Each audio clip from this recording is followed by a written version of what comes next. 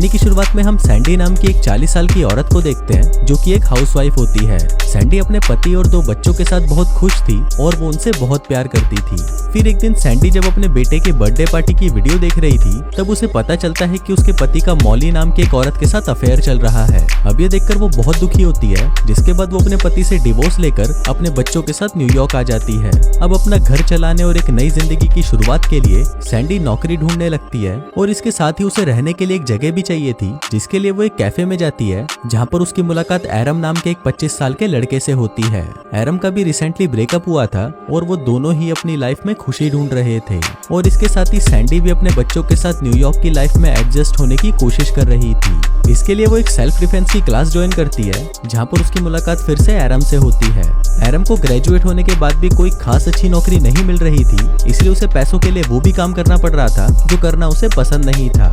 तभी उस क्लास की टीचर सैंडी को अपना सारा गुस्सा एरम पर निकालने को कहती है, जिस पर एरम भी अपने पति की हरकतों को याद करके अपना सारा गुस्सा उस पर निकाल देती है। पहले तो वो उसे गंदी गंदी गालियां देती है और फिर वो उसे कुत्ते की तरह मारना शुरू कर देती है। इसके बाद अगले दिन सैंडी एरम से कल की हरकतों के लिए माफी मांगती है और उससे पूछती है कि क्या वो उसके बच्चों का बेबी सिटर बन सकता है, जिस पर एरम भी उसे हाँ बोल देता है। फिर उस रात जब एरम बेबी सिटर के लिए सैंडी के घर पर आता है तब उसे पता चलता है कि सैंडी के बच्चे बहुत अजीब हैं। फिर सैंडी उसे वहीं छोड़कर एक आदमी के साथ डेट पर चली जाती है, पर वो आदमी तो एक नंबर का गधा था और वो सैंडी के साथ काफी अजीब हरकतें कर रहा था, जिससे वो उसके साथ कंफर्टेबल नहीं हो पाती।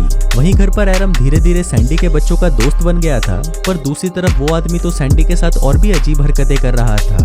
अब सैंडी इन सब चीजों से परेशान हो चुकी थी और वो वापस अपने घर आ जाती है। घर पर एरम ने बच्चों को सुला दिया था और फिर सैंडी एरम को अपनी खराब डेट के बारे में बताने लगती है। फिर अगली सुबह जब एरम कैफे में काम कर रहा था तभी वहाँ पर सैंडी के दोनों बच्चे आते हैं और उसे बोलते हैं कि उनकी माँ मर चुकी है। अभी सुनते ही एरम भागकर उनके साथ उनके घर पर आता है, पर जब वो वहाँ पर सैंडी को चेक करता है तो वो बच्चों को बताता है कि वो मरी नहीं बल्कि सो रही है। इसके बाद हम सैंडी को देखते हैं जिसकी लाइफ अब पहले से बेटर हो चुकी थी और उसे अपने काम में भी प्रमोशन मिल रहा था।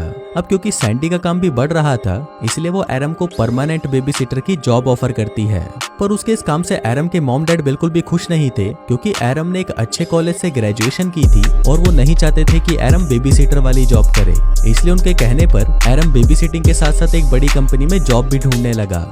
अब धीरे धीरे वक्त बीतने लगा और एरम सैंडी और बच्चों के और भी नजदीक आने लगा।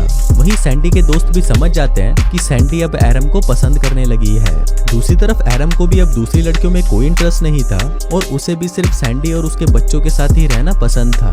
फिर एक दिन सैंडी एरम को एक फाइटिंग मैच की 2 टिकट्स देती है और उसे कहती है कि तुम अपने दोस्त के साथ ये मैच देखने चले जाना, पर एरम का कोई भी दोस्त नहीं था, इसलिए वो सैंडी को ही अपने साथ चलने के लिए पूछता है, जिस पर सैंडी भी उसे हाँ बोल देती है। फिर अगली रात वो दोनों साथ में मैच देखने जाते हैं जहाँ पर सैंडी को भी बहुत मजा आता है। फिर कुछ देर बाद एरम के पास एक आदमी आता है जो कि एक बहुत बड़ी कंपनी का सीईओ था, जहाँ पर एरम इंटरव्यू देने गया था। फिर उन दोनों की बातों से सैंडी को पता चलता है कि एरम को उस कंपनी में नौकरी मिल गई थी, पर एरम ने बेबी सिटिंग के लिए वो नौकरी छोड़ दी। एरम उसे बताता है कि पहली बार उसे कुछ करने से खुशी मिल रही है और उसे सैंडी और उसके परिवार के साथ रहना बहुत पसंद है। तभी हम देखते हैं कि मैच के दौरान एक बॉक्सर सीधा एरम के ऊपर आकर गिर जाता है, जिससे उसको बहुत चोट लगती है। फिर सैंडी उसे उठाकर अपने घर ले जाती है और उसे आज रात यहीं रुकने को कहती है, पर तभी वहाँ पर सैंडी का एक्स हस्बैंड आ जाता है और वो सैंडी और बच्चों को एरम के साथ खुश देखकर सैंडी से झगड़ने लगता है। वो उसे कहता है कि सैंडी वापस उसके पास आ जाए। फिर बच्चों को सुलाकर एरम जब वापस बाहर आता है तो वो आदमी एरम को वहाँ से जाने को कहता है, लेकिन एरम वहीं रुक जाता है और वो सैंडी को उसे अपनी दिल की बात कहने को कहता है। अब सैंडी वो बातें बोल नहीं पा रही थी जो उसने उस सेल्फ डिफेंस की क्लास में बोली थी, पर जब एरम उसी की बातें उसे वापस बोलने लगता है तब सैंडी भी वही बातें बोलना शुरू कर देती है और वो अपने एक्स हस्बैंड को गंदी गंदी गालियां देने लगती है। सैंडी ने अपने हस्बैंड को वो सारी बातें बोल दी थी जो कई सालों से उसके दिल में थी। फिर अपने पति को वहाँ से भगाने के बाद सैंडी एरम को कहती है कि कल वो उसे अपने साथ डेट पर ले जा रही है। फिर अगले दिन जब एरम अपने दोस्त को बताता है कि वो सैंडी के साथ डेट पर जा रहा है तो उसके दोस्त को ये सुनकर बहुत बुरा लगता है, क्योंकि उसी रात उसका एक स्टेज परफॉर्मेंस था और वो चाहता था कि एरम भी उसे देखने आए। अब एरम अपने दोस्त को नाराज नहीं कर सकता था, इसलिए वो शाम को सैंडी के साथ उसका शो देखने के लिए आता है। फिर शो खत्म होने के बाद वो सैंडी को अपने साथ एक पार्टी में ले जाता है जहाँ पर वो दोनों एक दूसरे के करीब आने लगते हैं। पर तभी एरम को वहाँ पर उसकी एक्स गर्लफ्रेंड मिलती है और वो उसे कहती है कि वो उसके पास वापस आना चाहती है, पर एरम उसे इग्नोर कर देता है और वापस सैंडी के पास चला जाता है। पार्टी खत्म होने के बाद वो दोनों घर पर आते हैं और साथ में इंटीमेट होने लगते हैं, पर तभी वहाँ पर सैंडी का बेटा उन्हें मजे करते हुए देख लेता है, जिसके बाद अगले दिन एरम खुद ही सैंडी के दोनों बच्चों को उसके और सैंडी के रिलेशनशिप के बारे में बता देता है। दूसरी तरफ सैंडी भी अपने दोस्तों को अपने रिलेशनशिप के बारे में बता देती है कि उसे अपने बच्चों के बेबी सीटर से ही प्यार हो गया। फिर अगले दिन एरम सैंडी को अपने मॉम डैड से मिलवाने के लिए उनके घर लेकर आता है, पर वहाँ पर सैंडी एरम की मॉम की हरकतों से समझ जाती है कि उसकी मॉम को उन दोनों का रिलेशन पसंद नहीं है। पर सैंडी को उससे कोई फर्क नहीं पड़ता क्योंकि एरम उससे और उसके बच्चों से बहुत प्यार करता था।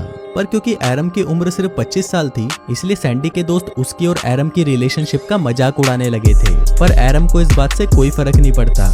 लेकिन अब सैंडी को ये लगने लगा था कि वो एरम से बहुत बड़ी है और वो उसकी जिंदगी बर्बाद कर रही है।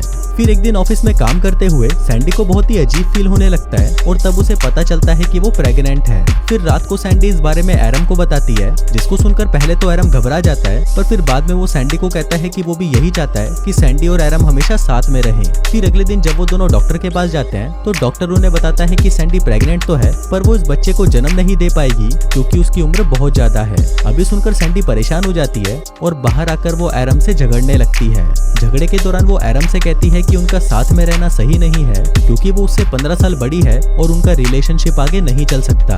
अब क्योंकि उन दोनों का साथ में कोई फ्यूचर नहीं है, इसलिए वो दोनों अब साथ में नहीं रह सकते और ये बोलकर सैंडी वहाँ से चली जाती है। अब इसके बाद वो दोनों अलग हो जाते हैं और एरम अपनी बेबी सिटिंग की जॉब छोड़कर ट्रैवल करने के लिए दूसरे देशों में चला जाता है। लेकिन एरम अलग अलग देशों में घूमने के बाद भी सैंडी और उसके बच्चों को ही याद कर रहा था। वहीं दूसरी तरफ सैंडी एक अच्छी माँ बनने की कोशिश कर रही थी और उसे अपनी जॉब में भी एक और प्रमोशन मिल गया था।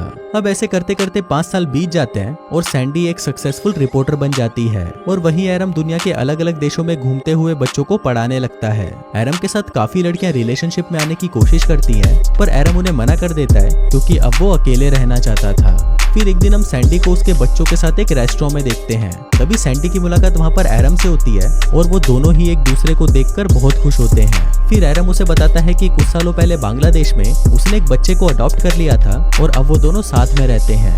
फिर जब सैंडी को पता चलता है कि एरम अभी भी सिंगल ही है, तो सैंडी एरम के साथ वापस रिलेशनशिप में आ जाती है और वो दोनों खुशी खुशी साथ रहने लगते हैं। और इसी के साथ ही ये कहानी यहीं खत्म हो जाती है।